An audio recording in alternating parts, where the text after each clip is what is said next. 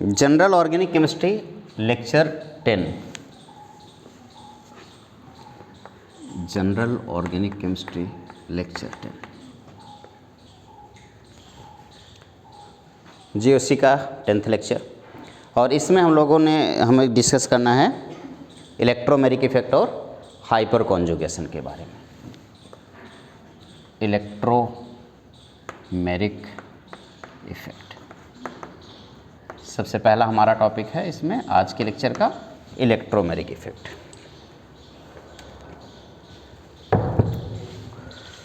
तो इससे पहले कि आज के लेक्चर स्टार्ट करें, प्रीवियस लेक्चर में क्या किया था एक बार वापस से डिस्कस कर लेते हैं। प्रीवियस लेक्चर में हम लोगों ने किया था रिएक्शन मैकेनिज्म स्टार्ट किया था। उसमें हमने देखा था कि दो अटैकिंग रिएजेंट होते थे, इलेक्ट्रोफाइल और न्यूक्लियोफाइल, और इंटरमीडिएट के फॉर्म में हमारे पास कार्बोकेटायन, कार्बेन आयन और फ्री रेडिकल हुआ करते थे। कार्बन के ऊपर कैटायन कार्बोकेटायन कहलाता था, कार्बन के ऊपर एनायन कार्बेन आयन कहलाता था, और कार्बन के ऊपर अगर एक इलेक्ट्रॉन फ्री हो तो फ्री रेडिकल कहलाता था। इसके लिए हम बॉन्ड का फिजन कराते थे। होमोलिटिक बॉन्ड फिजन से फ्री रेडिकल्स बनते थे, हेट्रोलिटिक बॉन्ड फिजन से कैटायन और एनायन यानी कि कार्बोकेटायन या कार्बेन आयन बनते थे। फिर हम लोगों ने 4 इफेक्ट के बारे में डिस्कशन किया था। उसमें हाइपर कॉन्जुगेशन, इलेक्ट्रोमेरिक, रेजोनेंस और इंडक्टिव इफेक्ट था, जिसमें इंडक्टिव इफेक्ट में प्लस आई और माइनस आई इफेक्ट के बारे में डिस्कशन किया था।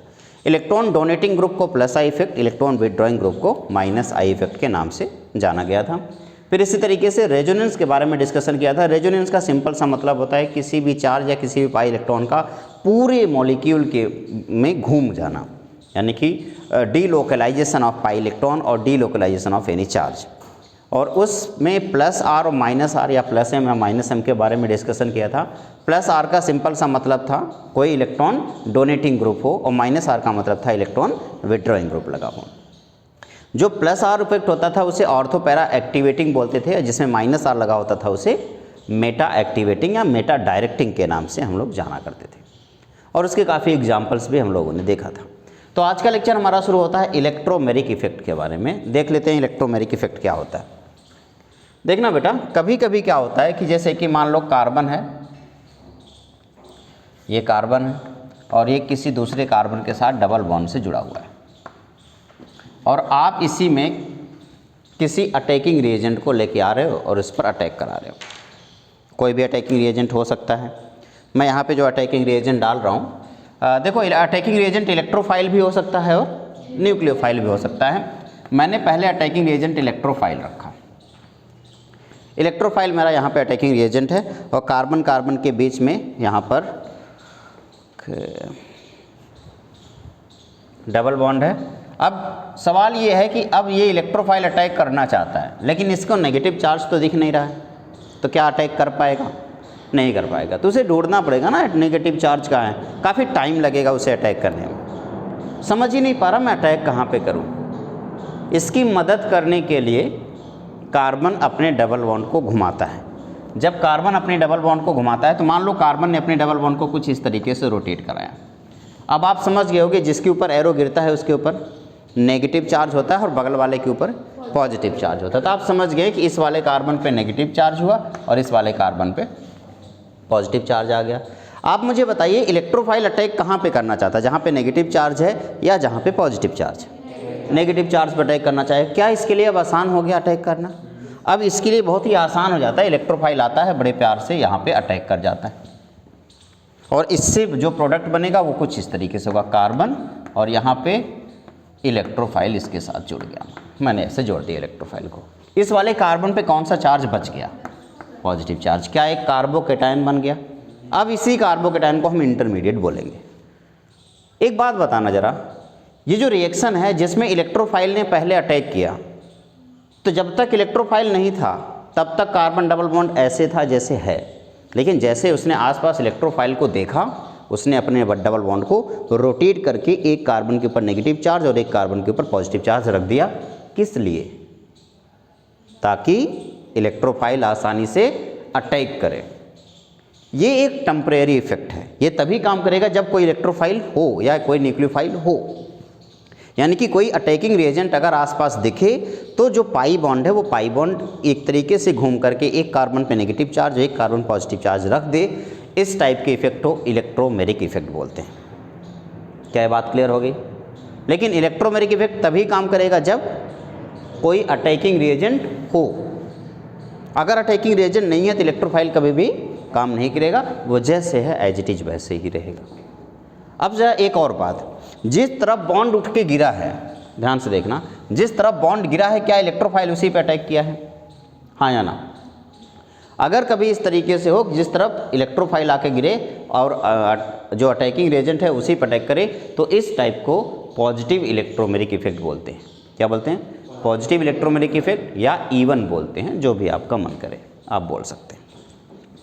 ठीक है, अब हो सकता है आपके दिमाग में ऐसा क्वेश्चन आए कि मान लो अगर मेरे पास कुछ इस टाइप का कंपाउंड होता, मान लो इस टाइप का कोई कंपाउंड होता और इलेक्ट्रोफाइल के बजाय मैं न्यूक्लियोफाइल अटैक करता। अगर मैंने न्यूक्लियोफाइल अटैक कराया, अब ये बताओ ये बॉन्ड अपने आप को किधर घुमाएगा? ऑक्सीजन की तरफ ऐसे घुमाएगा, इस ऑक्सीजन पे नेगेटिव चार्ज और इस पे कौन सा चार्ज आएगा? Positive charge. अब बताओ न्यूक्लियोफाइल कहाँ अटैक करेगा? इस कार्बन पे अटैक किया और इससे हुआ क्या होगा कि इस कार्बन के साथ एक न्यूक्लियोफाइल जुड़ गया और ऑक्सीजन के ऊपर एक नेगेटिव चार्ज। दो रिएक्शन मैंने आपके सामने लिखा है।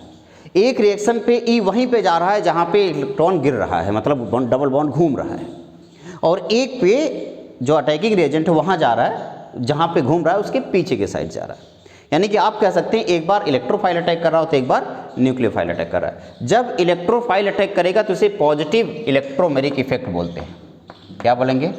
Positive electromeric effect. और जब न्यूक्लियोफाइल अटैक करेगा तो उसे negative electromeric effect, positive electromeric effect, या प्लस ई लिख देता हूँ चलो, और अगर ये हुआ तो माइनस ई, यानी कि नेगेटिव इलेक्ट्रोमेरिक इफेक्ट। अब आपके दिमाग में एक सवाल जरूर आएगा कि सर एक बात बताओ, क्या रिएक्शन तो पूरा हुआ नहीं? इस रिएक्शन को पूरा करने के लिए अगर इस पॉजिटिव चार्ज पे मुझे किसी और चीज़ को अटैक कराना हो तो कौन होगा? अब यहाँ कौन आएगा? न्यूक्लियोफाइल आएगा और यहाँ पे अटैक करेगा। दूसरे स्टेप में यहाँ पे न्यूक्लियोफाइल अटैक कर रहा है, और यहाँ पे दूसरे स्टेप में कौन अटैक करेगा? इलेक्ट्रोफाइल यहाँ पे दूसरे स्टेप में अटैक करेगा, और इस तरीके से कंपाउंड तैयार हो गया। ओके, साथ इलेक्ट्रोमेरिक इफेक्ट ये जुड़ गया। अब बताना फिर से, पहले वाले में हमने अगर पहले स्टेप में अटैक करने वाला रिएजेंट इलेक्ट्रोफाइल है तो उसे हम प्लस ई इफेक्ट बोलेंगे, और अगर अटैक करने वाला रिएजेंट न्यूक्लियोफाइल है तो उसे माइनस इलेक्ट्रोमेरिक इफेक्ट बोलेंगे। अब कुछ एग्जाम्पल के साथ इसको समझने की कोशिश कर रहे हैं। जैसे अगर मैं आपसे कहता कि मेरे पास H C H double bond C H और H है, और मैं यहाँ पे HBr अटैक करा रहा हूँ। अब मैं HBr का अटैक रिएक्शन करा रहा हूँ तो H प्लस पहले अटैक करेगा। तो मान लो ये डबल बॉन्ड अपने आप को कैसे घुमाया, इस तरीके से घुमाया, यहाँ पे आया माइनस है और यहाँ पे आया प्लस चार्ज। H प्लस किस पर अटैक करेगा? माइनस पे। तो हुआ क्या? C एक H, दूसरा H, इसके ऊपर पॉजिटिव चार्ज, और यहाँ पे 3 H हो गया। क्या एक H अटैक कर चुका है? अब बताओ कौन अटैक करेगा? अब Br माइनस अटैक करेगा कुछ इस तरीके से आकर, और इस कार्बन के साथ एक Br यहाँ पे जुड़ गया, यहाँ पे C 3H। हाँ या ना? अच्छा, दूसरा, पहला एग्जाम्पल ये हो गया। दूसरा एग्जाम्पल अगर मैं आपसे कहता कि CH3 यहाँ पे डबल बॉन्ड के साथ ऑक्सीजन है, और मैं प्लस इसमें HCN ऐड करने की कोशिश कर रहा हूँ।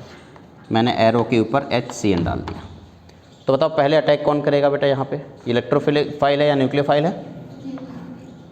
पहले अटैक कौन करेगा? न्यूक्लियोफाइल। तो CN माइनस पहले अटैक करेगा इसके ऊपर, और इस तरीके से हो जाएगा CH3 यहाँ पे CN आ गया, और O के ऊपर कौन सा चार्ज आया? अगले स्टेप में कौन अटैक करने वाला है? H प्लस अटैक करेगा, और ये बन जाएगा CH3 यहाँ पे आया CN, और आगे आया OH। क्या ये बात क्लियर हो गई?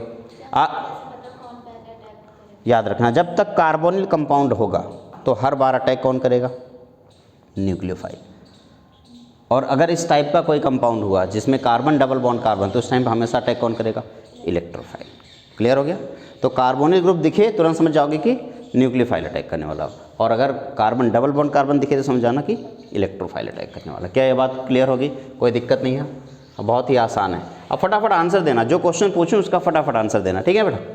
मैं चाहता हूं कि आप मुझे आंसर दें कि मैंने H लिखा, C लिखा, H double bond C, H और H, ठीक, और मैं इसमें HCN का रिएक्शन कराना चाहता हूँ। इस बार मैं डायरेक्ट प्रोडक्ट से मतलब रखना चाहता हूँ, नहीं चाहता हूँ कि कोई भी कहाँ मतलब कौन पहले अटैक करा इस हमसे कोई मतलब नहीं, मुझे डायरेक्ट प्रोडक्ट चाहिए। तो आपने क्या किया?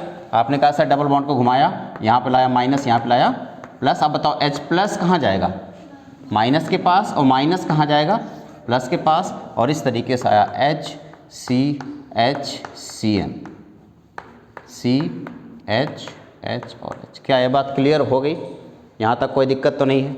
बहुत ही आसान सवाल था। Good. HCCH3 double bond O plus plus, मैं चाहता हूँ कि आप इसमें रिएक्शन कराएंगे HCN का। अब आप समझ गए होंगे ये डबल बॉन्ड कैसे घूमेगा? ऐसे, यहाँ माइनस, यहाँ पे प्लस, माइनस वाले पे प्लस जाएगा, प्लस वाले पे माइनस जाएगा, तो प्रोडक्ट क्या बना? HCCH3CnOH। आसान है या नहीं बेटा? कोई दिक्कत तो नहीं किसी को? Okay good. अब इस वाले क्वेश्चन का आंसर देना।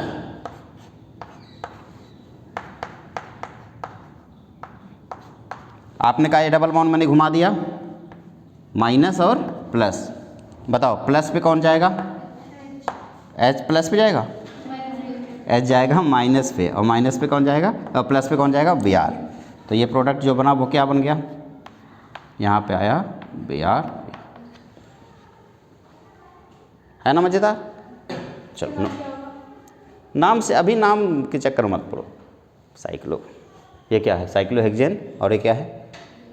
Br। Br को क्या बोलेंगे? ब्रोमो। तो 1 ब्रोमो साइक्लोहेक्सेन। नाम के चक्कर मत पड़ो अभी फिलहाल प्रोडक्ट क्या बन रहा है उससे मतलब रखो, ठीक है ना? ओके, तो ये रहा आपका इलेक्ट्रोमेरिक इफेक्ट, जिसको आपने बहुत ही अच्छे से समझने की कोशिश की। अगला हमारा टॉपिक होगा हाइपर कॉन्जुगेशन। पहले इसे नोट कर लें कॉपी में। नेक्स्ट है हाइपर कॉन्जुगेशन।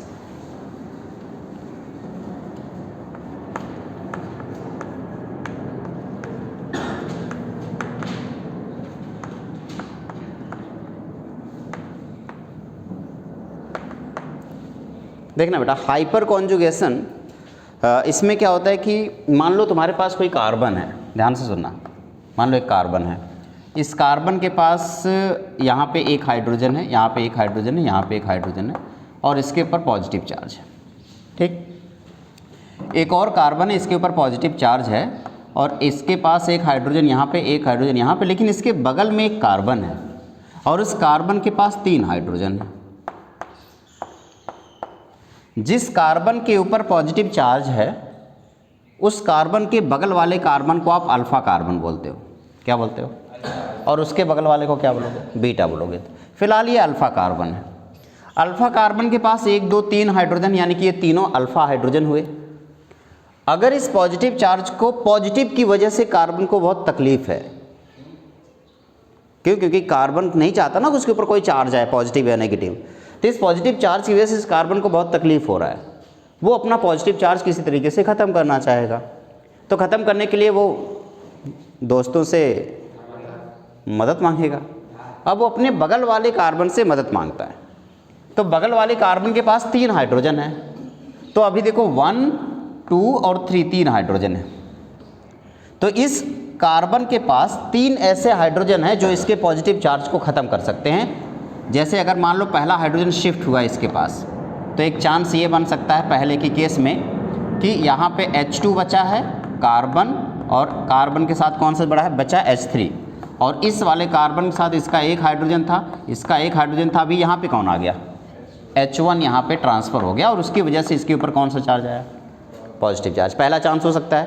क्या इससे इसकी स्टेबिलिटी बन गई? हाँ, लेकिन उसके बदले में कौन अनस्टेबल हो गया?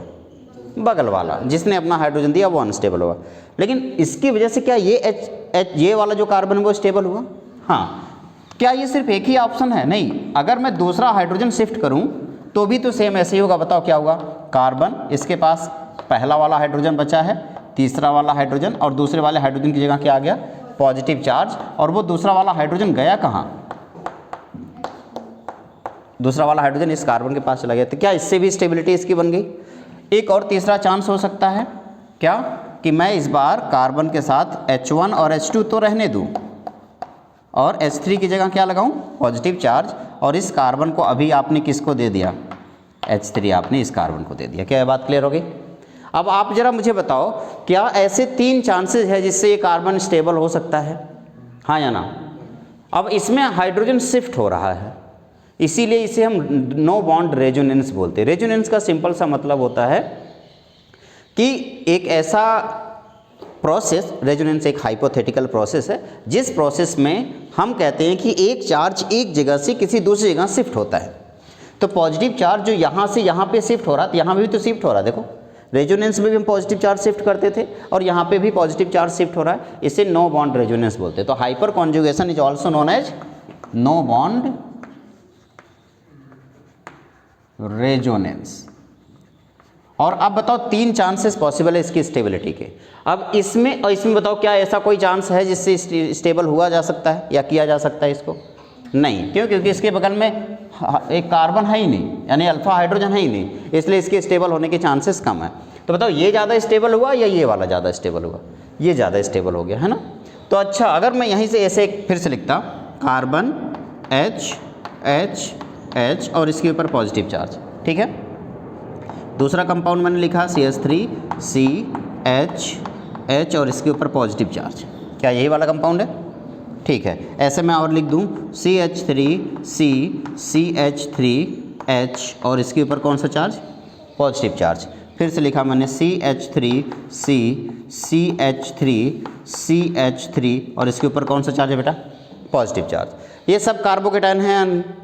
अब बताओ, इन तीनों में सबसे ज़्यादा स्टेबल चारों में कौन है? क्यों? अब इसके पास अल्फा हाइड्रोजन बताओ कितने हैं? 0। इसके पास अल्फा हाइड्रोजन कितने हैं? 3। इसके पास अल्फा हाइड्रोजन है 6। इसके पास अल्फा हाइड्रोजन है 9। तो सबसे ज़्यादा अल्फा हाइड्रोजन किसके पास है? तो क्या सबसे ज़्यादा स्टेबिलिटी इसकी होगी, हाँ या ना? तो आपने कहा कि सर सबसे ज़्यादा स्टेबल ये हुआ, फिर ये हुआ और फिर ये हुआ। ये आपका स्टेबिलिटी ऑर्डर हुआ। किसी भी कार्बोकेटायन में, अब इस कार्बोकेटायन को आप 3 डिग्री कार्बोकेटायन बोलोगे। क्यों? क्योंकि जिस कार्बन पे पॉजिटिव चार्ज है वो कितने कार्बन जुड़ा हुआ है, तो इसे 3 डिग्री कार्बोकेटायन बोलोगे या टर्शरी कार्बोकेटायन। बताओ इसको क्या बोलोगे? 2 डिग्री कार्बोकेटायन या सेकेंडरी कार्बोकेटायन, इसको 1 डिग्री कार्बोकेटायन या प्राइमरी कार्बोकेटायन, इसको मिथाइल कार्बोकेटायन। तो अगर मैं कार्बोकेटायन की स्टेबिलिटी की बात करूं तो स्टेबिलिटी ऑफ कार्बोकेटायन सबसे ज़्यादा क्या होगा? 3 डिग्री, फिर 2 डिग्री, फिर 1 डिग्री और फिर मिथाइल। क्या रीजन है? नंबर ऑफ अल्फा हाइड्रोजन या हाइपर कॉन्जुगेशन। क्या बात क्लियर होगी? तो हाइपर कॉन्जुगेशन का सिंपल सा मतलब होता है नो बॉन्ड रेजोनेंस, यानी कि number of alpha hydrogen. This is equals to number of alpha hydrogen. ठीक है। अच्छा, एक और बात, हाइपर कॉन्जुगेशन सिर्फ स्टेबिलिटी ऑफ कार्बोकेटायन ही नहीं बताता, बल्कि स्टेबिलिटी ऑफ एल्कीन भी बताता है। अगर मैं यहीं पे स्टेबिलिटी ऑफ एल्कीन लिखने की कोशिश करूं तो स्टेबिलिटी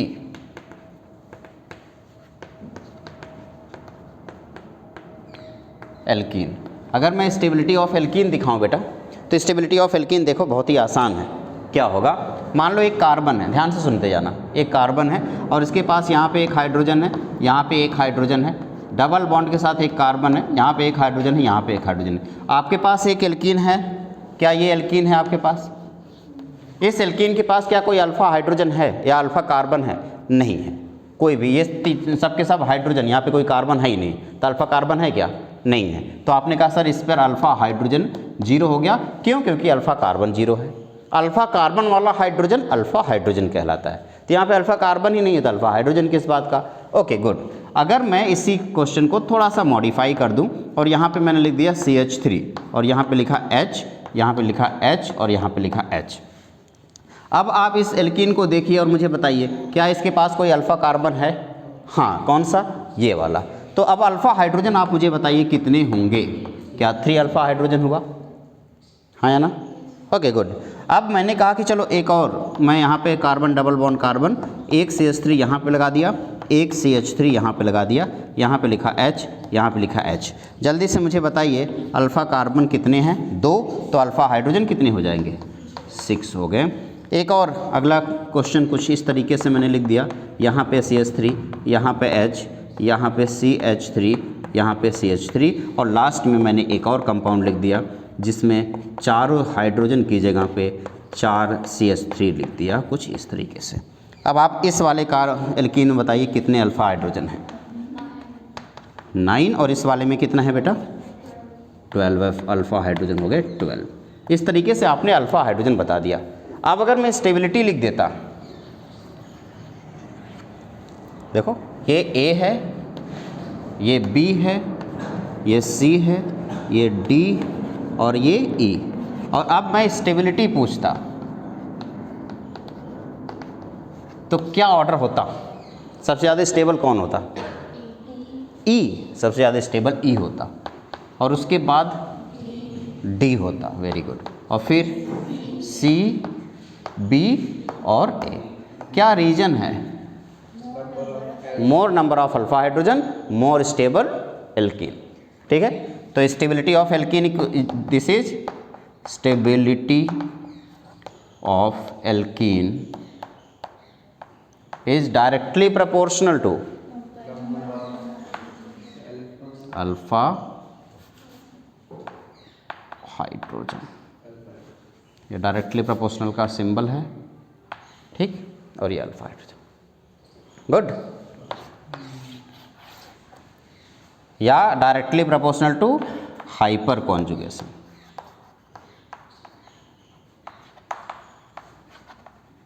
तो अगर एल्कीन कहीं नज़र आए तो आप बता पाओगे ना कौन सा एल्कीन ज़्यादा स्टेबल है? ठीक है, गुड। इस तरीके से आपने हाइपर कॉन्जुगेशन और इलेक्ट्रोमेरिक इफेक्ट भी देख लिया।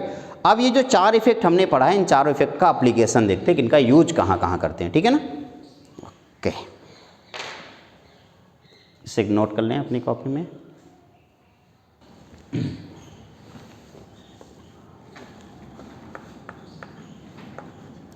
रेजोनेंस और इंडक्टिव इफेक्ट, बेसिकली सबसे पहले हम इनका एप्लीकेशन देखेंगे, और उसके बाद बाकी इलेक्ट्रोमेरिक इफेक्ट तो हम समझ गए क्या करते हैं। सिर्फ रिएक्शन को ऐड करने के लिए सबसे पहले कौन सा रिएजेंट अटैक कर रहा है ये देखने के लिए करते हैं, और हाइपर कॉन्जुगेशन कार्बोकेटायन की स्टेबिलिटी और एल्कीन की स्टेबिलिटी के लिए यूज किया जाता है। इंडक्टिव इफेक्ट का यूज कई जगहों पे किया जाता है, और रेजोनेंस का भी यूज कई जगहों पे किया जाता है। उसमें सबसे पहले हम स्टेबिलिटी ऑफ कार्बोकेटायन के बारे में डिस्कशन करेंगे। ठीक है, पहला एप्लीकेशन है इसका, स्टेबिलिटी ऑफ कार्बोकेटायन। अभी अभी आप लोगों ने कार्बोकेटायन की स्टेबिलिटी सीखा है, अभी सीखा है ना? देखना, जैसे मान लो कार्बन है, यहाँ पे H है, यहाँ पे H है, यहाँ पे H है, और इस पर पॉजिटिव चार्ज है। ठीक, यहाँ पे CH3 आ गया, और फिर से H, और यहाँ पे H, और इससे पॉजिटिव चार्ज। इस बार मैंने 2 CH3 लगाया, यहाँ पे H है और ये पॉजिटिव चार्ज, फिर मैंने 3 CH3 लगा दिया।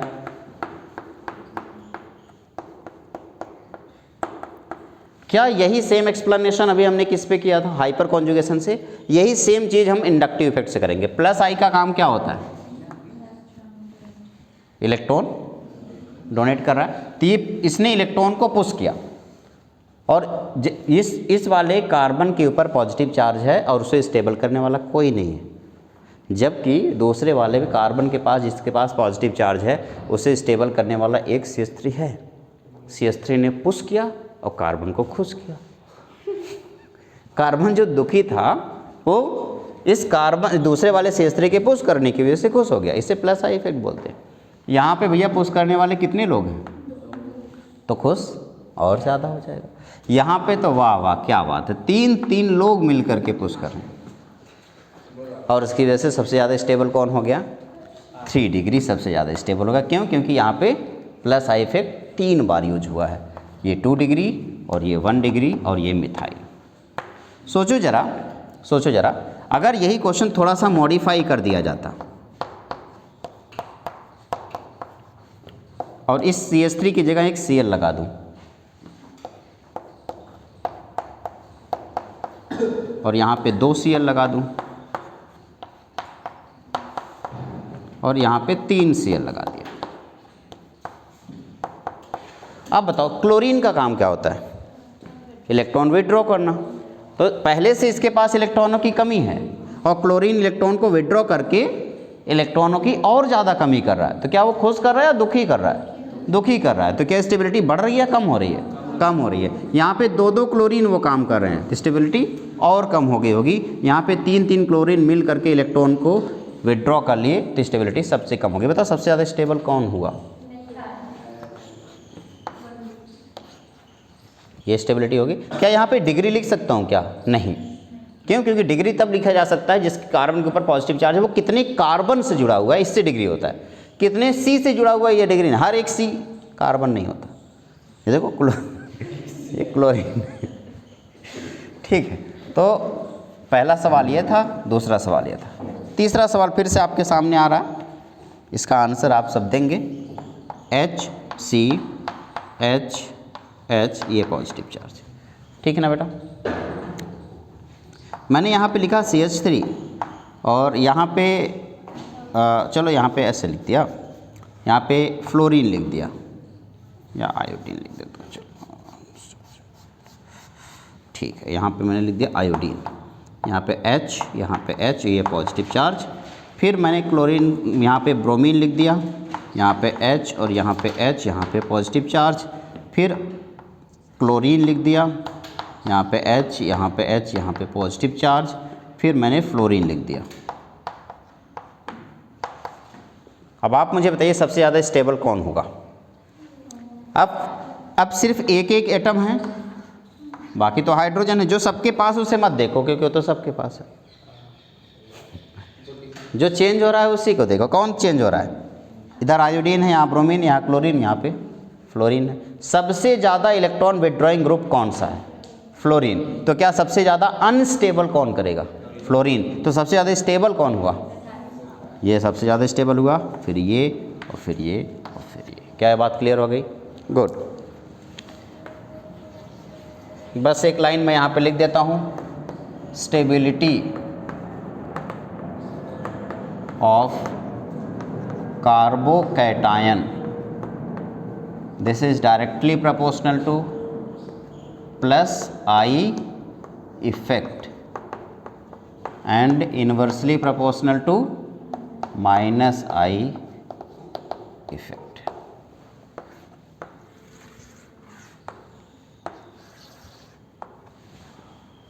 ठीक, इस वाले सवाल का जवाब देना। CH3 CH2 CH2 CH positive charge, यहाँ पे फ्लोरीन लगा दो। चलो CH3 CH CH2 CH positive charge, CH2 fluorine.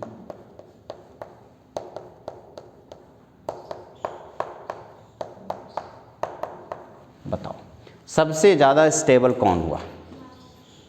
कौन सा बेटा? लास्ट वाला। क्यों? अब सब में फ्लोरीन है, कॉमन है, तो फिर लास्ट वाला सबसे ज़्यादा स्टेबल क्यों हुआ? क्योंकि बहुत दूर से इफेक्ट क्रिएट कर रहा है ना। अब यहाँ पे पास से पकड़ के इलेक्ट्रॉन को खींच रहा है, तो इफेक्ट सबसे ज़्यादा किस पे दिखेगा? इस पर। तो इसलिए सबसे ज़्यादा स्टेबल आपका ठीक है। तीसरा सवाल ये था आपके पास।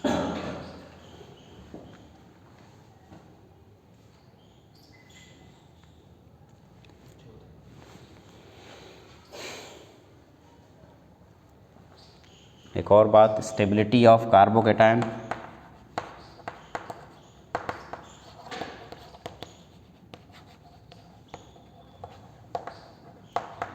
सबसे ज़्यादा होगा बेंजाइल,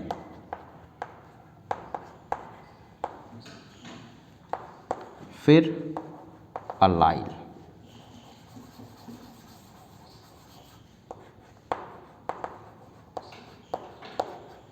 और फिर एल्काइल।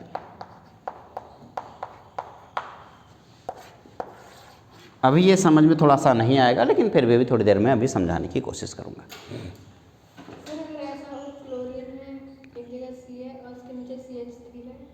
तो लग सकता है, तो दोनों इफेक्ट आएगा। CH3 अपना इफेक्ट दिखाएगा, क्लोरीन अपना इफेक्ट दिखाएगा। इफेक्ट तो दोनों होंगे, फिर कंपेयर करना होगा आपको, किसके साथ कंपेयर कर रहे हो। इसको अपनी कॉपी में पहले नोट करें। मान लीजिए कोई ऐसा कंपाउंड मिले आपको जिस कंपाउंड में दोनों इफेक्ट लग रहे हैं, रेजोनेंस भी लग रहा है और इलेक्ट्रोमेरिक इफेक्ट वो लग रहा है, तो सबसे पहले प्रेफरेंस किसको दोगे आप? रेजोनेंस, और फिर जाके इंडक्टिव इफेक्ट।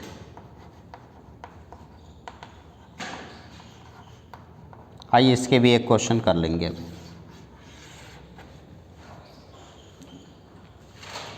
देखो, बेंजाइल और अलाइल में रेजोनेंस आएगा, इसमें कौन आएगा?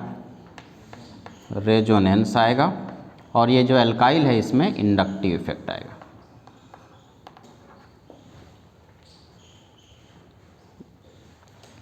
ये इरेज कर दूं इधर।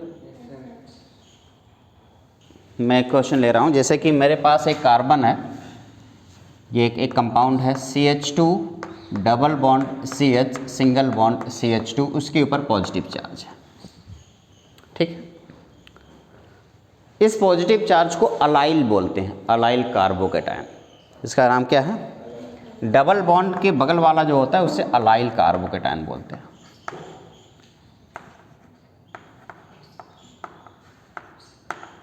अब बताओ, आपको पता है ना, अगर मैं इस डबल बॉन्ड को घुमाऊं तो किधर घुमाऊंगा? राइट साइड या लेफ्ट साइड? क्लॉकवाइज या एंटी क्लॉकवाइज? क्लॉकवाइज। क्लॉकवाइज घुमाने से फ़ायदा क्या होगा कि यहाँ नेगेटिव आ जाएगा और यहाँ पे पॉजिटिव, और नेगेटिव पॉजिटिव आपस में मिल करके बॉन्ड बना लेंगे, और उससे हमें मिलेगा CH2 के ऊपर पॉजिटिव चार्ज, और ये रहा CH डबल बॉन्ड CH2। जो पॉजिटिव चार्ज अभी यहाँ था वो यहाँ पे शिफ्ट हो गया, तो इसकी स्टेबिलिटी बढ़ गई या नहीं? ये प्रोसेस रेजोनेंस हुआ, और इस रेजोनेंस की वजह से पॉजिटिव चार्ज यहाँ से लेके यहाँ पे शिफ्ट हो गया, तो इसका मतलब ये ज़्यादा स्टेबल हुआ। हाँ या ना? कोई दिक्कत तो नहीं है? गुड। अब अगर मान लो जो कहीं पे इस तरीके का कोई कंपाउंड है, CH2 यहाँ पे पॉजिटिव चार्ज है, तो इसे बेंजाइल कार्बोकैटायन बोलते हैं। क्या बोलेंगे? Benzyl carbocation. अब इस बेंजाइल कार्बोकैटायन में इस कार्बोकैटायन को देखते हुए क्या लगता है, डबल बॉन्ड किधर घूमेगा? ऊपर की तरफ डबल बॉन्ड ऐसे ही घूमेगा, और पॉजिटिव चार्ज कहाँ जाएगा? ऑर्थो पोजीशन पे, और इस तरीके से एक स्ट्रक्चर तैयार होगा। ये रहा CH2, और यहाँ पे आया डबल बॉन्ड, और ये पॉजिटिव चार्ज यहाँ गया, ठीक। ये बना रहा, ये बना रहा। लास्ट लेक्चर में ये कराया था, याद भी होगा। अब बताओ, अगले स्टेप में मैं इस डबल बॉन्ड को फिर से घुमा दूँ ऐसे, और फिर यहाँ पे नेगेटिव, यहाँ पे पॉजिटिव, नेगेटिव पॉजिटिव मिल करके बॉन्ड बनाएगा, और ये पॉजिटिव चार्ज यहाँ आ गया, और इस तरीके से मैंने यहाँ पे लिखा पॉजिटिव चार्ज, और इसने इस नेगेटिव यहाँ पे आया होगा, नेगेटिव पॉजिटिव ने मिलके बॉन्ड बनाया होगा। डबल बॉन्ड CH2 ऊपर है, और एक डबल बॉन्ड यहाँ पे। एट द लास्ट मैं फिर से इस डबल बॉन्ड को घुमा दूँ, और फिर बताओ, यहाँ पे माइनस, यहाँ पे प्लस, माइनस प्लस मिलके फिर से बॉन्ड बनाया होगा, और उसकी वजह से यहाँ पे डबल बॉन्ड आ गया, और ये डबल बॉन्ड CH2 लगा ही हुआ है, पॉजिटिव चार्ज यहाँ गया। एट द लास्ट क्या होगा? जहाँ से पॉजिटिव चला था वहीं वापस चला जाएगा, नेगेटिव और पॉजिटिव मिलके यहाँ पे ये बॉन्ड बनाएगा। तो जितने ज़्यादा नंबर ऑफ रेजोनेटिंग स्ट्रक्चर होंगे उतनी ज़्यादा स्टेबिलिटी होगी। कल की क्लास में मैंने आपको ये बात बताई थी। ऊपर बताइए कितने नंबर ऑफ रेजोनेटिंग स्ट्रक्चर हैं? 2, और नीचे नंबर ऑफ रेजोनेटिंग स्ट्रक्चर कितने हैं? 5। तो number of resonating structure is directly proportional to stability of carbocation. ठीक है, तो मैं लिख देता हूँ, number of resonating structure is directly proportional to stability of compound.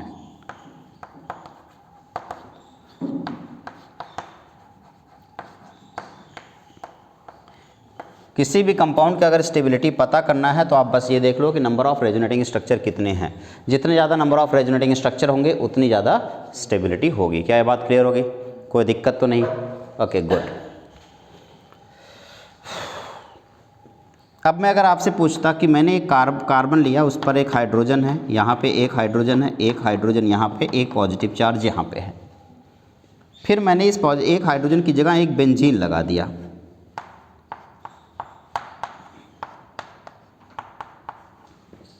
फिर मैं एक और बेंजीन लगा दूंगा,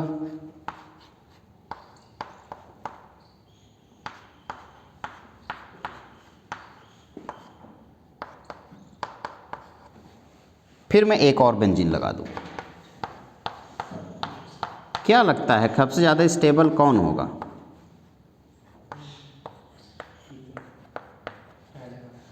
सबसे ज़्यादा स्टेबल कौन होगा? लास्ट वाला। क्यों?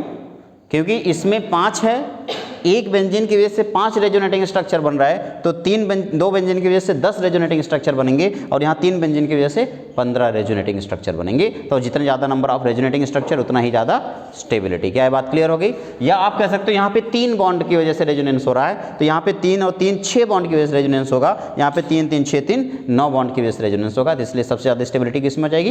इसमें। तो लास्ट वाले की स्टेबिलिटी सबसे ज़्यादा, फिर ये और फिर ये।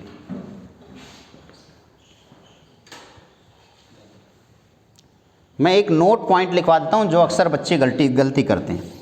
नोट,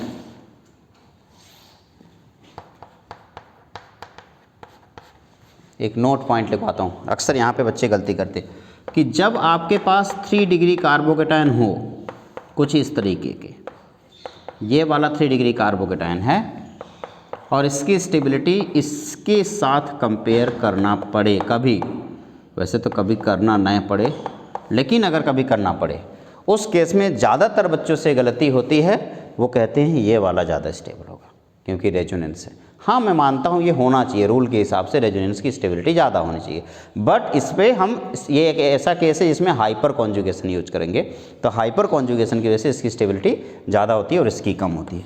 इस केस में हम इसको ऐसे लिखते हैं, ठीक है ना। मैं यहाँ पे कुछ कंपाउंड लिखूँगा और फिर बाद में उसकी स्टेबिलिटी लिखने की कोशिश करूँगा। सबसे पहले कंपाउंड ए, कंपाउंड ए है CH3 positive charge, B CH3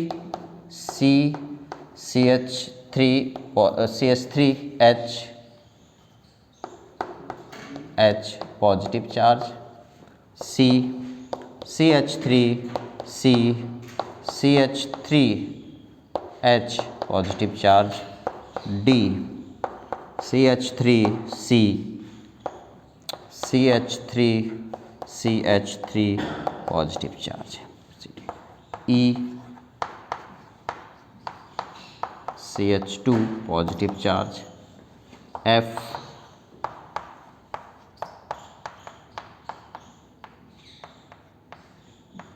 positive charge, ji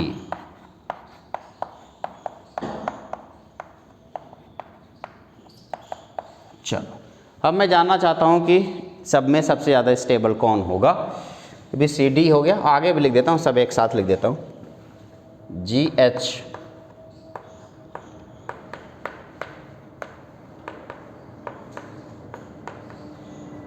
I, PH का मतलब क्या होगा? फिनॉल यानी कि बेंजीन, जे,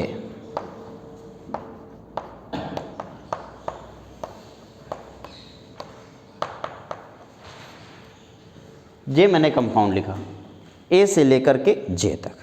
अब मैं चाहता हूं कि आप इनकी स्टेबिलिटी ऑर्डर बताइए।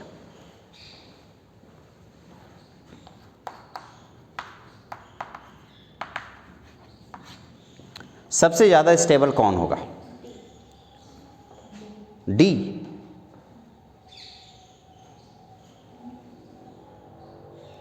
डी सिर्फ और सिर्फ इससे ज़्यादा स्टेबल होगा, ई से। यही एक एक्सेप्शनल केस लिखा है ना। इसके अलावा सबसे ज़्यादा रेजोनेंस स्टेबल होगा। फिर तो बताओ सबसे ज़्यादा रेजोनेंस किस में है? जे में, तो सबसे ज़्यादा स्टेबिलिटी किसकी हो जाएगी? जे की। उसके बाद आई, उसके बाद एच, एच के बाद जी, और जी के बाद एफ, एफ के बाद कौन होगा? एफ के बाद क्या हो जाएगा बेटा? डी हो जाएगा। अब आएगा डी, और डी के बाद ई। अब बताओ, सी, फिर बी, और फिर ये किसी भी कार्बोकेटायन की स्टेबिलिटी होगी। अब इसको अपनी कॉपी में नोट करेंगे, फिर आगे बढ़ता हूँ। तो जैसे हम लोगों ने कार्बोकेटायन की स्टेबिलिटी देखी, same as it is free radical की स्टेबिलिटी होती है। एक बार वापस से देखते हैं। देखो, मान लो यहाँ पे कार्बन है और यहाँ पे H, यहाँ पे H, ये H, और इसके पास एक इलेक्ट्रॉन है। तो क्या कार्बन का ऑक्टेट कंप्लीट है बेटा? अब हम लोग करने वाले हैं स्टेबिलिटी ऑफ फ्री रेडिकल।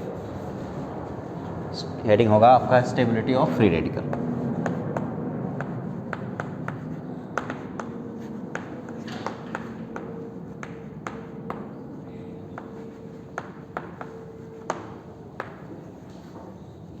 तो मान लो मैंने कार्बन लिखा, एक H यहाँ लिखा, एक H यहाँ लिखा, एक H यहाँ लिखा, और ये फ्री रेडिकल बनाया। सेम ऐसे फिर से एक CH3 कार्बन, H और एक फ्री रेडिकल, फिर से CH3 C, CH3 H और फ्री रेडिकल, सेम यही CH3 C, CH3 CH3 और फ्री रेडिकल।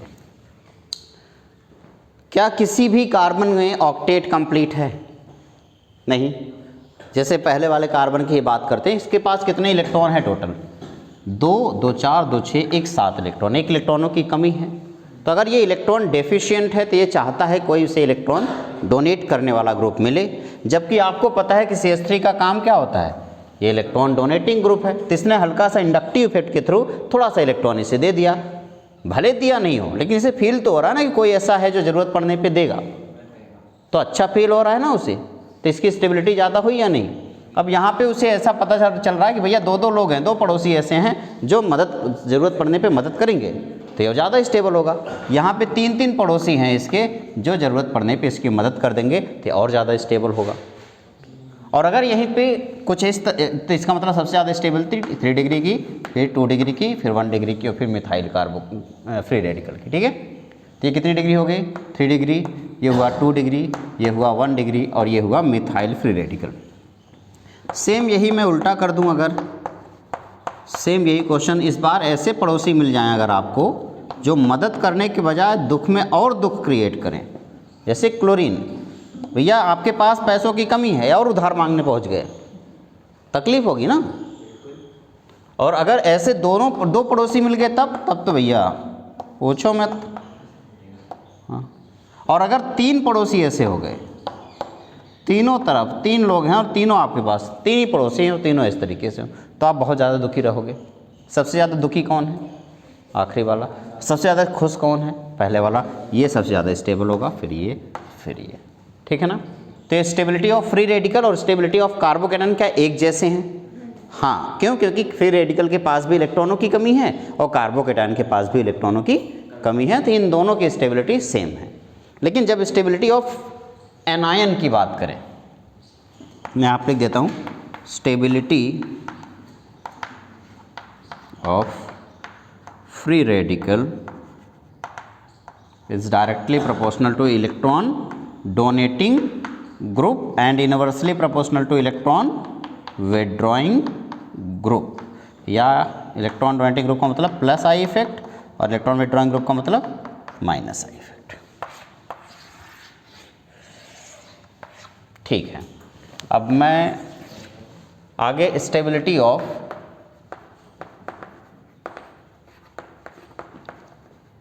कार्बेन आयन की बात करता हूँ। अगर मैं कार्बेन आयन की स्टेबिलिटी के लिए बोलूँ, फिर से सेम वही क्वेश्चन आपके सामने रख दिया गया, बस एनायन के फॉर्म में।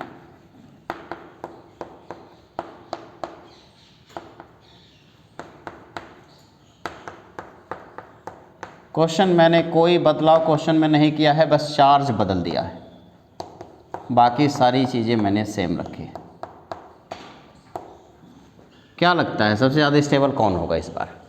इस बार इसके पास नेगेटिव चार्ज है और CH3 प्लस आई इफेक्ट की वजह से उसका नेगेटिव और बढ़ा रहा है, तो क्या स्टेबल होगा कि दुखी हो जाएगा?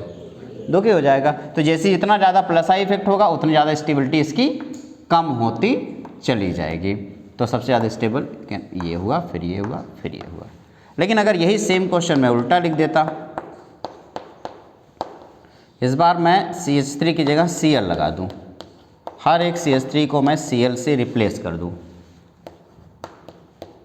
तो जैसे मैंने CH3 को Cl से रिप्लेस किया क्या हो जाएगा बेटा बताओ?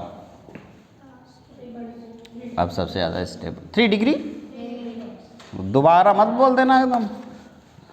तो यहाँ डिग्री नहीं है, डिग्री तब होती है जब कार्बन। ठीक है, तो अब आपसे अगर पूछा जाए तो स्टेबिलिटी ऑफ कार्बेन आयन तब क्या लिखोगे? स्टेबिलिटी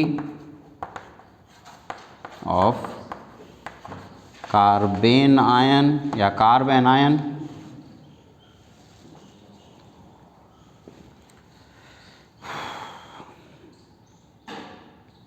बताओ क्या होगा? Directly proportional to electron withdrawing group and inversely proportional to,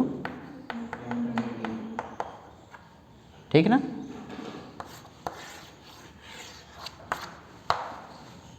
इस तरीके से हम लोगों ने स्टेबिलिटी सीखने की कोशिश की। तो कार्बोकेटायन की स्टेबिलिटी और फ्री रेडिकल की स्टेबिलिटी एक जैसा है और कार्बेन आयन या कार्ब एनायन की स्टेबिलिटी जस्ट अपोजिट है। कार्बन आयन चाहता है कोई ऐसा ग्रुप जुड़े जो उससे इलेक्ट्रॉन को निकाल सके, यानी इलेक्ट्रॉन विथड्रॉइंग ग्रुप। कार्बोकेटायन और फ्री रेडिकल चाहते हैं कोई ऐसा ग्रुप जुड़े जो उन्हें इलेक्ट्रॉन दे सके, यानी कि इलेक्ट्रॉन डोनेटिंग ग्रुप। बस सिंपल है। ओके, तो इस तरीके से आपने स्टेबिलिटी तो सीख लिया। पहला आपका ये काम कंप्लीट हुआ। दूसरा है, अब हम किसी भी कंपाउंड के एसिडिक स्ट्रेंथ के बारे में डिस्कशन करेंगे कि कोई भी कंपाउंड कितना ज़्यादा एसिडिक होगा।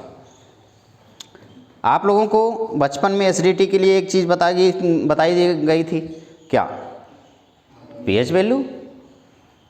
10वीं क्लास में पीएच पढ़ा था, ठीक है। इसे नोट, इसे इरेज कर दूँ ना आप। एसिडिटी या एसिडिक कैरेक्टर अगले हेडिंग होगा।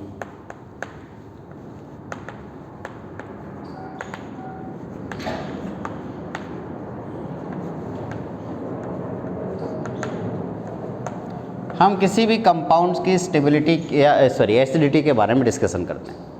इससे पहले कि मैं आपको एसिडिटी के बारे में कुछ भी बताऊं, पहले कुछ बात है इसको समझ लीजिए, पहले सुन लीजिए मेरी बात को, ठीक है? जैसे मैं यहाँ पे एक कंपाउंड लिख देता हूँ, ध्यान से सुनते रहना बेटा, है ना? कि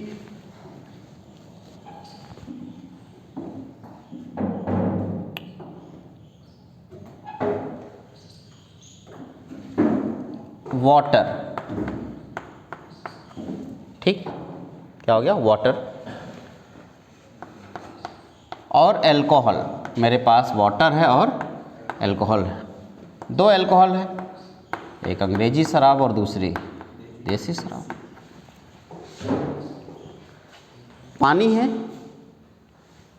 मिथाइल अल्कोहल, पानी भी है और अल्कोहल भी। अच्छा, पहला सवाल जो भी मैं आपसे जैसे पूछूं, मैं आपसे जैसे सवाल पूछूं, आप बगैर कुछ सोचे समझे जो भी दिमाग में आए वैसे पहले आंसर दे देना, ठीक है? अगर मैं आपसे पूछूं कि वाटर और अल्कोहल में कौन ज़्यादा एसिडिक है तो क्या बताओगे? अल्कोहल ज़्यादा एसिडिक है। सबसे पहले दिमाग में यही बात आई कि अल्कोहल ज़्यादा एसिडिक है। कभी कभी जो दिमाग में बात आती हम पहले तो आपको कैसे पता? आपने तो कभी अल्कोहल टेस्ट किया नहीं है, फिर आपको कैसे पता कि अल्कोहल ज़्यादा एसिडिक है? पानी एसिडिक नहीं होता।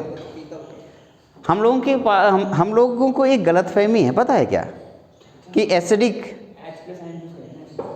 एसिडिक कौन होता है? देखो, जो भी एसिडिक होता है वो सिर्फ H+ आयन रिलीज करे यही ज़रूरी नहीं है, या वो पीएच पेपर को चेंज कर दे सिर्फ यही ज़रूरी नहीं है।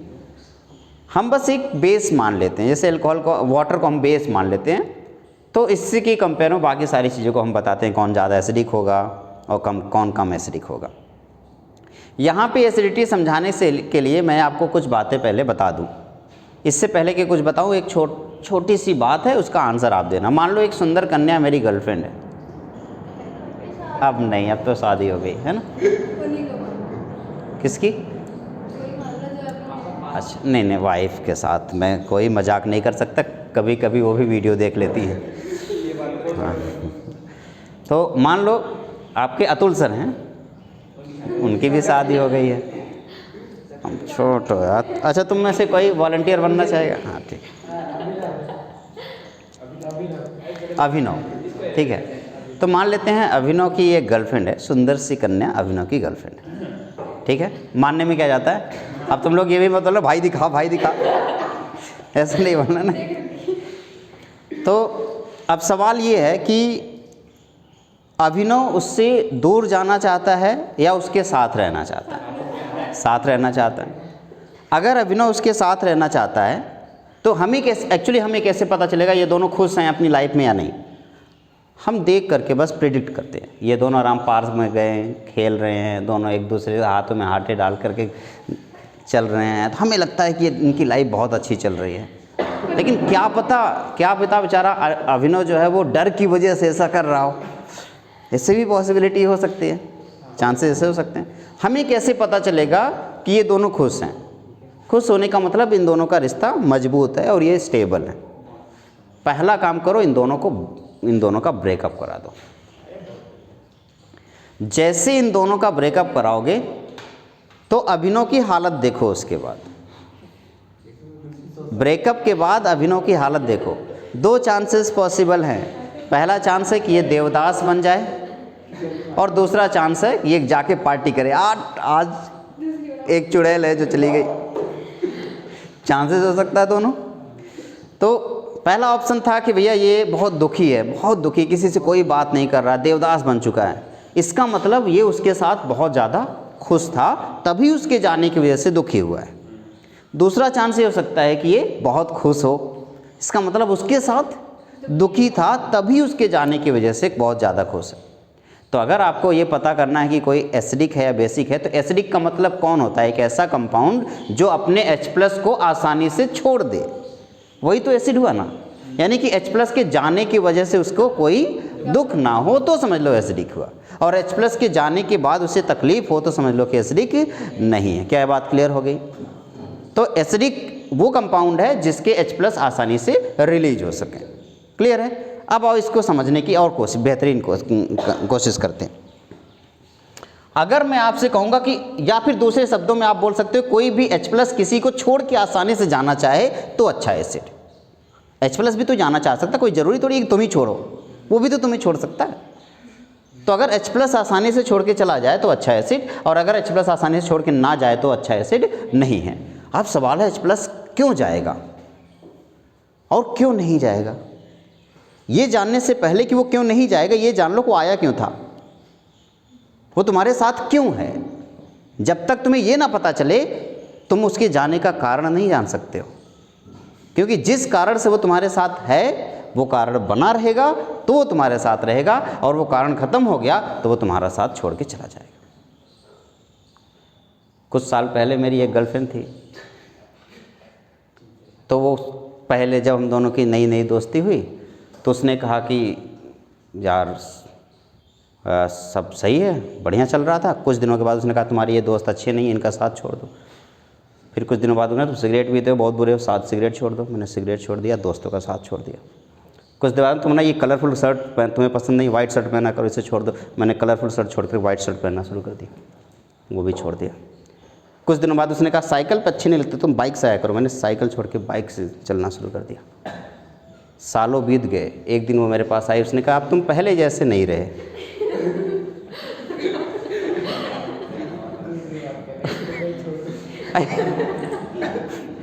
और इस वजह से अब मैं तुम्हारे साथ नहीं रह सकती। हमने कर लो ब्रेकअप का रीजन देखो।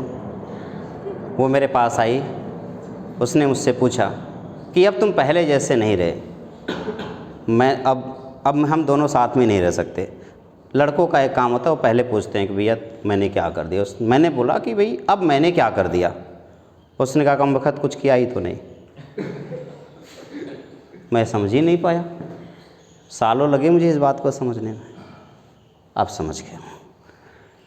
तो इस बात को ध्यान रखना कि तुम्हें पहले जैसे तुम थे वैसे ही रहना है, कोई कुछ भी कहे, समझे, तभी जाकर तुम्हारा रिश्ता लंबे समय तक चलेगा। बाकी वो कुछ भी कहती रहे कि ऐसा मत करो, तुम्हारी ये दोस्त है छोड़ दो, मत छोड़ना। मैं दोस्त छोड़ सकता हूँ, तुम्हें कहना है, कल को वही बोलेगी जब तुम इतने प्यारे दोस्त छोड़ दिए सालों के तो मुझे भी छोड़ सकते। इसलिए इस बात को ध्यान देना बेटा, दिल से मत लेना, सब मजाक की बातें चल रही ना समझाने के लिए। ओके, यहाँ पे देखो हाइड्रोजन जो है, ये जो हाइड्रोजन है ये ऑक्सीजन के पास इसलिए है क्योंकि ऑक्सीजन के पास इलेक्ट्रॉन है और हाइड्रोजन वहीं हमेशा जाता है जहाँ पे इलेक्ट्रॉन हो। अब अगर ध्यान से सुनना, अगर ऑक्सीजन के पास इलेक्ट्रॉन है इस वजह से हाइड्रोजन उसके पास आया, तो क्या हाइड्रोजन कार्बन के साथ नहीं रह सकता? हाइड्रोजन कार्बन के साथ भी तो रह सकता है। अब इस कार्बन के साथ हाइड्रोजन है और इसके पास एक इलेक्ट्रॉन, इसके पास एक इलेक्ट्रॉन है। कार्बन का भी इलेक्ट्रॉन, हाइड्रोजन का इलेक्ट्रॉन दोनों इस कार्बन हाइड्रोजन के बॉन्ड के सेंटर पे है। हाइड्रोजन जब चाहे यूज करे, कार्बन जब चाहे यूज करे। हाइड्रोजन को ये बात हजम नहीं हुई। कभी कभी क्या हम लालच के चक्कर में कहीं और चले जाते हैं। कार्बन के बगल में एक एलिमेंट था नाइट्रोजन। हाइड्रोजन को लगा कि कार्बन से ज़्यादा अमीर आदमी है कौन, लाओ इसके साथ जुड़ लेते हैं। जब कार्बन के बाद बजाय वो कार्बन को छोड़ करके हाइड्रोजन नाइट्रोजन के पास आया तो उसने देखा कि भाई साहब नाइट्रोजन तो मोर इलेक्ट्रोनेगेटिव एलिमेंट है, तो भैया अपना नहीं हाइड्रोजन का भी इलेक्ट्रॉन अपनी तरफ खींच लिया। तो हाइड्रोजन तो ये सोच के आया था कि इसके पास बहुत सारा इलेक्ट्रॉन मिलेगा, लेकिन नाइट्रोजन की इलेक्ट्रोनेगेटिविटी की वजह से नाइट्रोजन ने हाइड्रोजन का भी इलेक्ट्रॉन खींच लिया। अब बताओ हाइड्रोजन दुखी हुआ या नहीं? दुखी हो गया। अब इसको छोड़ करके ये इससे भी ज़्यादा अमीर कौन, ऑक्सीजन, उसके पास जाने की कोशिश किया इस उम्मीद में कि ऑक्सीजन तो नाइट्रोजन से भी ज़्यादा अमीर है, वहाँ ज़्यादा अच्छा इलेक्ट्रॉन मिलेगा। लेकिन अब देख लो, ऑक्सीजन अगर मोर इलेक्ट्रोनेगेटिव है तो उसकी कंडीशन यही होगी कि वो तुम्हारे इलेक्ट्रॉन को भी नाइट्रोजन से ज़्यादा खींच लिया इसने, ये और ज़्यादा दुखी हो गया। अब वो उसको छोड़ के किसके पास आने की कोशिश कर रहा है? फ्लोरीन, जो दुनिया का सबसे मोस्ट इलेक्ट्रोनेगेटिव एलिमेंट है। अब बताओ क्या होगा? फ्लोरीन के पास जैसे आया, फ्लोरीन ने तो भैया देखने भी नहीं दिया उसको इलेक्ट्रॉन अपना और उसका, निकल लो धीरे से। अब इन तीनों चारों एक कंपाउंड को देखो और बताओ क्या लगता है कि हाइड्रोजन सबसे दुखी कौन से कंपाउंड में होगा? फ्लोरीन में। तो सबसे आसानी से किसके साथ छोड़ने की कोशिश करेगा? और जिसका साथ आसानी से छोड़ देगा क्या उतना ही अच्छा एसिड होगा, हाँ या ना? तो इस तरीके से एसिडिक करेक्टर जब आप देख रहे हो तो सबसे ज़्यादा एसिडिक करेक्टर किसका हो गया? HF का, फिर H2O का, फिर NH3 का, फिर CH4 का। ये पहला कंडीशन हुआ एसिडिक का। अब आप समझ गए होंगे एसिडिक स्ट्रेंथ किन बातों पे डिपेंड करती है। जिस कंपाउंड के साथ H जुड़ा हुआ है उस कंपाउंड और H के बीच की इलेक्ट्रोनेगेटिविटी डिफरेंस जितना ज़्यादा होगा एसिडिक स्ट्रेंथ उतना ज़्यादा होगा। देखो जितना ज़्यादा इलेक्ट्रोनेगेटिविटी डिफरेंस एसिडिक स्ट्रेंथ उतना ज़्यादा। अब आप यहाँ समझने की कोशिश कर रहे हो, देखो ना ध्यान से बेटा, ये रहा, इसी की बात करते हैं। हाइड्रोजन ऑक्सीजन के साथ खुश क्यों नहीं है? क्या रीज़न है? मेन रीज़न क्या है खुश ना होने का? क्योंकि ऑक्सीजन ने हाइड्रोजन का इलेक्ट्रॉन भी खींच लिया। तो यहाँ पे ऑक्सीजन और हाइड्रोजन के इलेक्ट्रॉन में दोनों इलेक्ट्रॉन ऑक्सीजन के पास है, लेकिन CH3 का काम क्या होता है? इलेक्ट्रॉन को पुश करना। और इलेक्ट्रॉन को पुश करने की वजह से ये जो ऑक्सीजन हाइड्रोजन के इलेक्ट्रॉन को अपनी तरफ खींच रहा है, CH3 का पुश उसको हाइड्रोजन की तरफ मूव कर देगा। तो अब बताओ हाइड्रोजन इन दोनों में से किस में ज़्यादा खुश है? इसमें। क्यों? क्योंकि CH3 के पुश करने की वजह से ऑक्सीजन ने हाइड्रोजन का लिया हुआ इलेक्ट्रॉन उसकी तरफ वापस बढ़ा दिया। यहाँ पे दो CH3 पुश कर रहे हैं तो क्या यहाँ पे और ज़्यादा इफेक्ट आएगा? और इसकी वजह से जो इलेक्ट्रॉन हाइड्रोजन के पास ज़्यादा अमाउंट में चले गए। सबसे ज़्यादा आसानी खुश हाइड्रोजन इसमें से कौन है? CH3OH वाला हाइड्रोजन सबसे ज़्यादा खुश है। और सबसे ज़्यादा दुखी कौन है? पानी वाला। तो कौन सबसे जल्दी निकलने की कोशिश करेगा? H2O वाला। आपको लगता है कि अल्कोहल ज़्यादा एसिडिक होता है, लेकिन अल्कोहल से भी ज़्यादा एसिडिक कौन होता है? वाटर। पानी ज़्यादा एसिडिक है अल्कोहल के कंपेयर में। क्या बात क्लियर हो गई? तो जल्दी से मुझे बताओ, प्लस आई इफेक्ट्स की वजह से एसिडिक स्ट्रेंथ कम हो रहा है या ज़्यादा? कम हो रहा है। तो एसिडिक स्ट्रेंथ किस, और अगर माइनस आई लगा देता तो ज़्यादा हो जाता है। तो मैं सिंपली यहाँ पे लिख देता हूँ acidity is directly proportional to electron withdrawing group and inversely proportional to electron donating group. अगर किसी कंपाउंड में इलेक्ट्रॉन डोनेटिंग ग्रुप लगा है तो उसकी वजह से एसिडिटी कम हो जाएगी, और इलेक्ट्रॉन विड्रॉइंग ग्रुप लगा है तो उसकी वजह से एसिडिटी क्या हो जाएगी बेटा, बताओ। इलेक्ट्रॉन विड्रॉइंग ग्रुप की वजह से एसिडिटी क्या हो जाएगी, ज़्यादा, और इलेक्ट्रॉन डोनेटिंग ग्रुप की वजह से एसिडिटी कम। इसीलिए आप कह रहे हैं कि भैया जैसे जैसे आप आगे बढ़ो CH3 जितना बढ़ाते चले जाओगे एसिडिक स्ट्रेंथ उतना ही डिक्रीज होता चला जाएगा।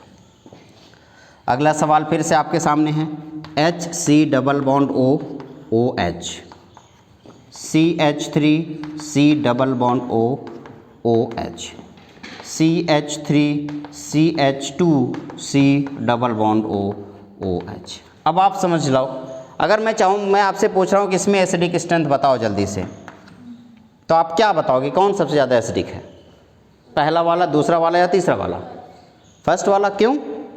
क्योंकि भैया ये सब तो सब में कॉमन है ना। अब अगर मैं इसको 1 मिनट के लिए इग्नोर करूं तो क्या पहले जैसा क्वेश्चन दिख गया? तो सबसे ज़्यादा एसिडिक कौन होगा? जितना ज़्यादा इलेक्ट्रॉन डोनेटिंग ग्रुप होगा एसिडिक स्ट्रेंथ उतना ही कम होगा, और जितना इलेक्ट्रॉन विड्रॉइंग ग्रुप होगा एसिडिक स्ट्रेंथ उतना ही। फिर से देखना, CH3 C double bond O OH, CH2 CH2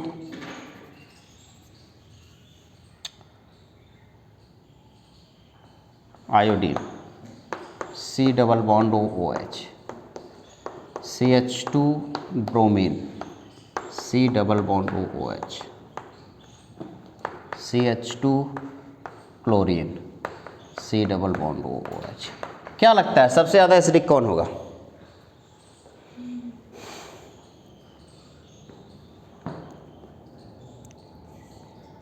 सबसे ज़्यादा एसिडिक कौन होगा? इलेक्ट्रॉन विड्रॉइंग ग्रुप की वजह से एसिडिक स्ट्रेंथ बढ़ जाता है, तो क्या इनका एसिडिक स्ट्रेंथ ज़्यादा होगा? इसमें ज़्यादा इलेक्ट्रॉन कौन विड्रॉ करेगा? क्लोरीन, क्योंकि इसकी इलेक्ट्रोनेगेटिविटी ज़्यादा है तो वो ज़्यादा इलेक्ट्रॉन विड्रॉ करेगा। इस वजह से बताओ बेटा क्या लिख दूँ? सबसे ज़्यादा एसिडिक ये रहा, फिर ये रहा, फिर ये रहा, ठीक है ना। अब बताओ प्लस आई इफेक्ट की वजह से एसिडिक स्ट्रेंथ बढ़ेगा या कम होगा?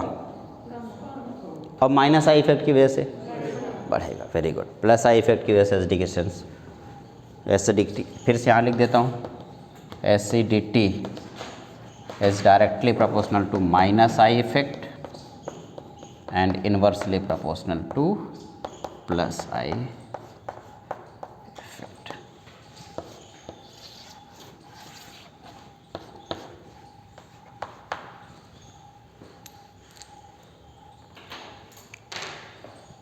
क्या किसी को कोई दिक्कत है? बहुत ही आसानी से सब समझ में आ गया ना? Okay good. नेक्स्ट क्लास में हम लोग टाइप्स ऑफ हाइड्रोकार्बन स्टार्ट करेंगे, और हमारे हाइड्रोकार्बन का पहला लेक्चर होगा टाइप्स ऑफ रिएक्शन, और उस टाइप्स ऑफ रिएक्शन के बेस पे तब जा कर के हम हाइड्रोकार्बन को आगे बढ़ाएंगे। किसी को कोई दिक्कत हो तो एक बार पूछ लेगा बेटा, नहीं है ना? ओके, आज का लेक्चर यही ख़त्म करते हैं। तब तक के लिए tata, bye bye, good night.